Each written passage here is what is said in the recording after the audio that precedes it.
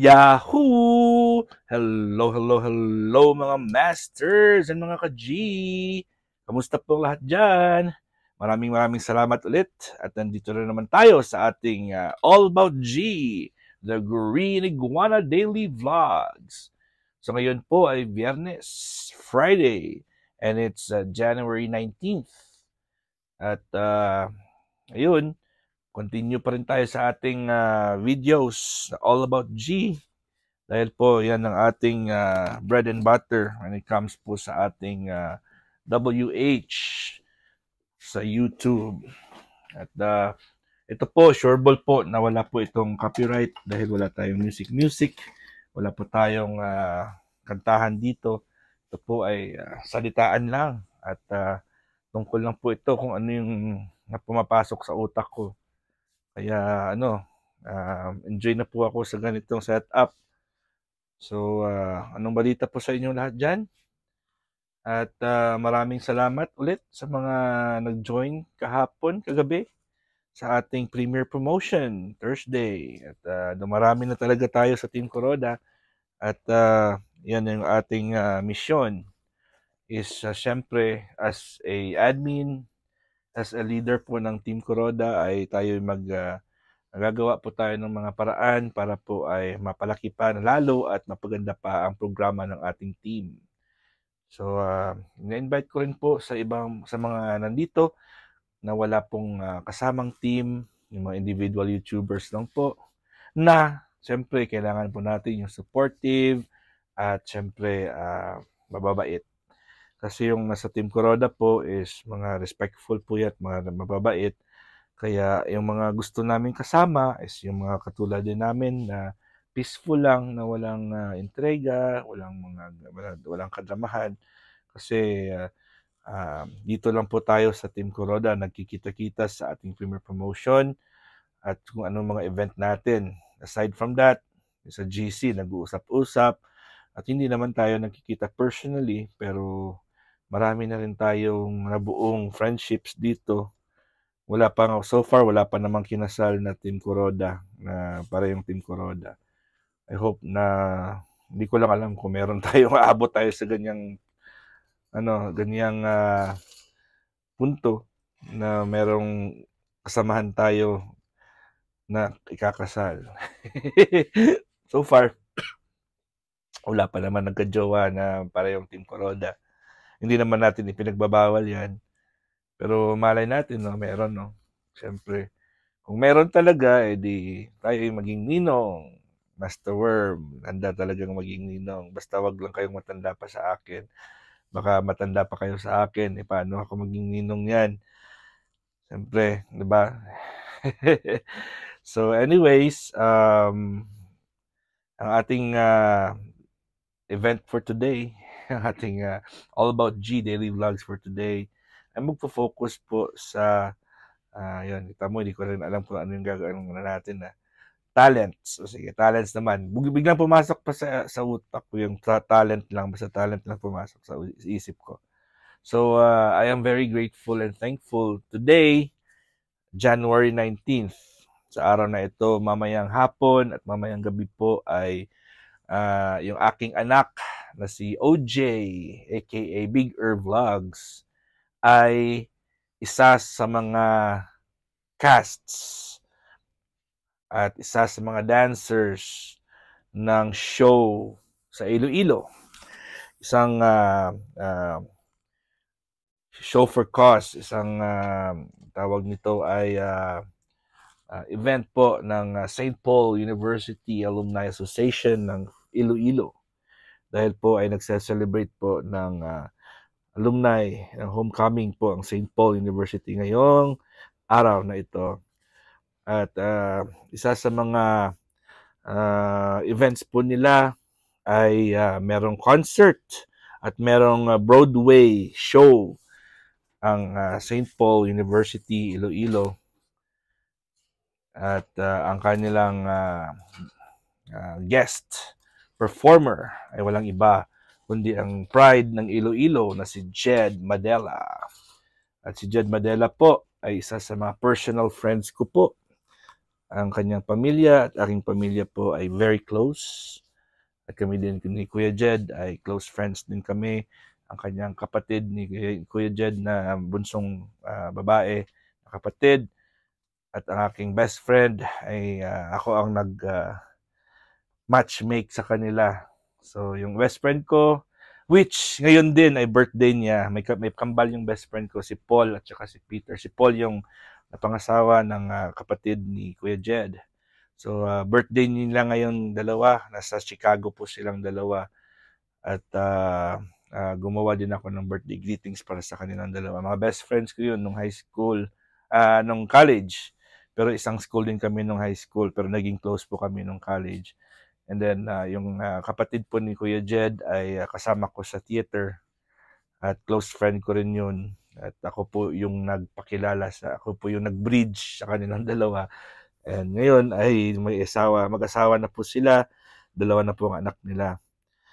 So, yun. Si Tito kasi yung ang papa ni Kuya Jed at ng asawa ng best friend ko. Stricto po yan. Very stricto. Pero, syempre, mabait naman yung best friend ko. Kaya okay na okay silang dalawa. So, kaya mga masters, no? 'Di ba? So, love is always fair. Kasi, yung kung mahal mo talaga yung isang tao, gagawin mo talaga ang lahat para mapasayo, di ba? And then, so far, ang aking anak, si Big Vlogs, ay isa sa mga talents.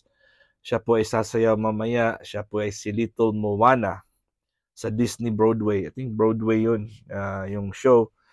At papasok doon si Kuya Jed sa isa sa mga ano dyan, kakanta si Kuya Jed doon.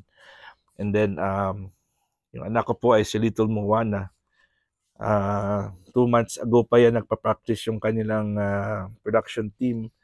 Pero si anak ko po ay tinawagan lang po at nag-message lang pala si Mrs. ko ng director ng production, which isa sa mga closest friend ko rin po yan. At birthday niya rin po kahapon, January 18th. Kasi Sir Romy Jan de la Rarte, may galab shoutout po sa iyo dyan. Happy birthday. Siya po yung director ng production na yan. At minessage niya po si Mrs. ko na si OJ po, si Big Vlogs ay sasali po as one of the dancers sa show po, sa Broadway show, kung saan po si Kuya Jed Madela ay isa sa ay ang main artist. So, ayun, nag-practice ng bigger ko. 3 araw na practice lang. Konti lang naman yung ang kanyang role. Little Moana lang naman, pero at least, 'di ba? Ayun. Sa lahat ng mga bata na estudyante ng St. Paul, kasi nilipat namin yung anak ko sa St. Paul. Medyo mahal, pero doon din ako nanggaling. Produkto din po ako ng St. Paul University, Iloilo. Nurse po ako doon. Graduated 2005. So, at halos lahat ng mga teachers doon ay mga friends ko, mga staff and crew, school, faculty.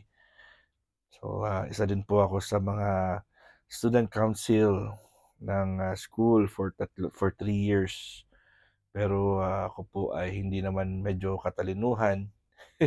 Graduate lang ako ng fair grades na din, okay lang. Kaya ayun, enjoy ko rin yung St. Paul. Marami din akong nagawa doon sa St. Paul. At member ako ng theater club, ng cultural club ng St. Paul University. Noon po ay St. Paul College of Iloilo pa yan, pero ngayon ay St. Paul University Iloilo na po yan. So 2 araw po, January 19th and January 20 ang kanilang show. At si Mrs. ko nang bahala doon, 'di ba? At ang show po ay gaganapin po sa Iloilo Convention Center. So ICC. Malapit lang yan sa bahay namin. Walking distance lang po yan sa bahay namin, ang ICC. Kaya ayun, maganda din yung lugar. Bago po yan. Siguro ilang araw lang. Ilang taon pa lang yan naggawa yung ICC. So, Yung January 19 po, special hours po nila, 10 o'clock ng umaga. Matinee is 2 o'clock ng hapon, and gala shows po nila is 6:30 p.m. So, sa mga interested po, hindi ko lang alam kung available pa yung mga tickets. So, The Best of Broadway po ang kanilang show, ang title. So,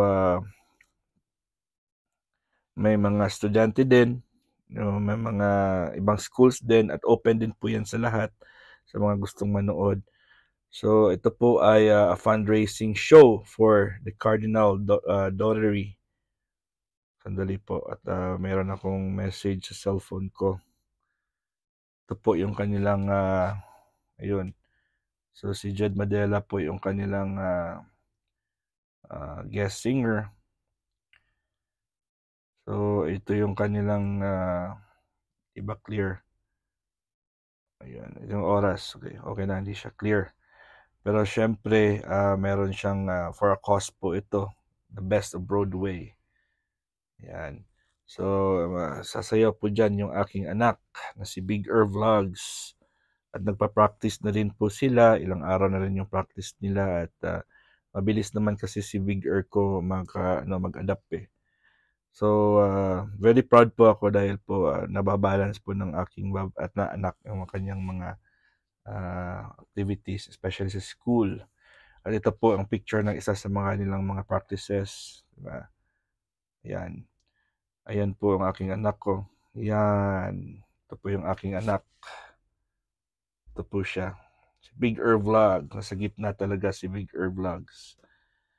Ayan, at saka yung naka-blue na yan si Sir Romijan de la Rarte, yung aking isa sa mga pinaka-closest friend ko, advisor ko yan noon sa theater club at saka sa student council, at naging best friend ko rin yan.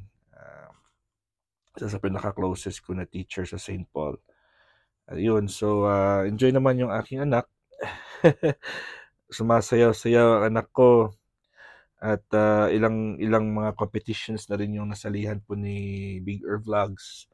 Kaya happy ako dahil po ay hindi niya naman na yung mga talents ko. hindi niya naman na yung mga talents ko. Kasi yung talents ko ay hindi kanta at hindi at hindi pala sayaw. Mga kabalastugan yung mga talents ko noon.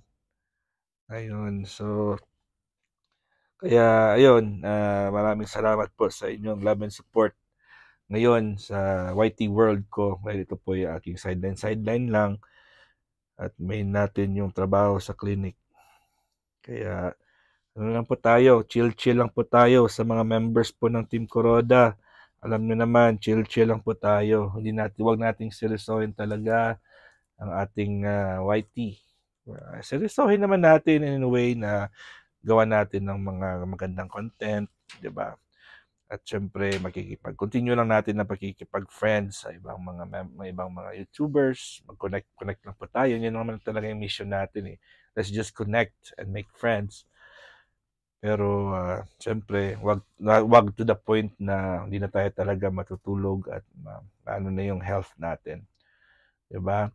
So, pero in case na may mga questions kayo about health, pwede niyo naman akong tanungin kasi meron naman akong background about health, kasi meron kaming clinic dito, alternative medicine, oriental medicine po kami, acupuncturist po yung daddy ko, at isa po ako sa mga naturopathic health practitioner din. So, tulong-tulong lang po tayo kung meron kayong mga tanong, meron kayong mga concerns about health. Just let me know. Nandito lang po si Master Worm. PM niyo lang po ako sa Master Worm Facebook page. Ayan, sa mga masters, hindi na po tayo tatagal ha. Hanggang dito lang po tayo. At lablaban lang po tayo at continue lang support with each other. And kita-kits tayo sa iba't ibang mga shows natin, iba't ibang mga premieres and live streams po natin. Support lang po natin ng isa't isa. So again, this is your one and only Master Worm and G, the Green Iguana, na kunwari daw, pogi daw siya. Nagpapakyut na yan. Nakita niya, fino-focus siya, nag-close siya ng mata niya. Alright, God is great. Yahoo!